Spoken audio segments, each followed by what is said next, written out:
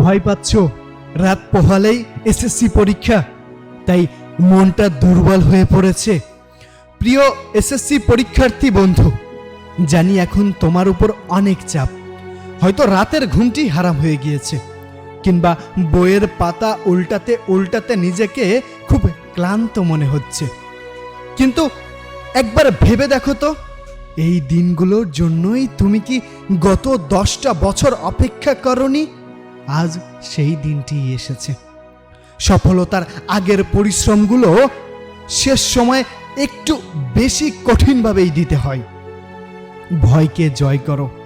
পরীক্ষা মানেই ভয় নয়, পরীক্ষা মানে তোমার মেধা প্রমাণের এক বিশাল সুযোগ। নিজেকে তৈরি করে সবার সামনে উপস্থাপন করার একটি সুযোগ।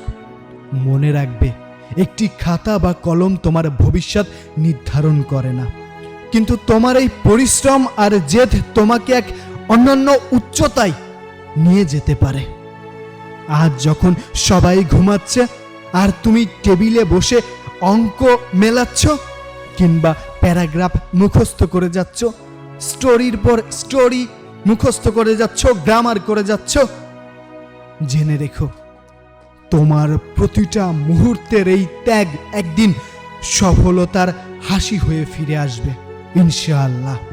যখনই তোমার মন খারাপ হবে, পড়তে ইচ্ছা করবে না, একবার তোমার মায়ের মুখের দিকে তাকিয়ে দেখো। তোমার একটুখানি ভালো রেজাল্টে তাদের সারা জীবনের কষ্ট ভুলিয়ে দিতে পারে। তাদের মুখে এক চিলতি হাসি ফোটানোর দায়িত্ব এখন তোমার হাতে।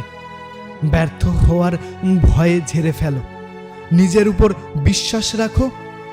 তুমি যতটুকু পড়েছ সেটুকুই আত্মবিশ্বাসের সাথে লিখে আসো। সৃষ্টিকর্তার উপর ভরসা রাখো, পরিশ্রম কখনোই বৃথা যায় না।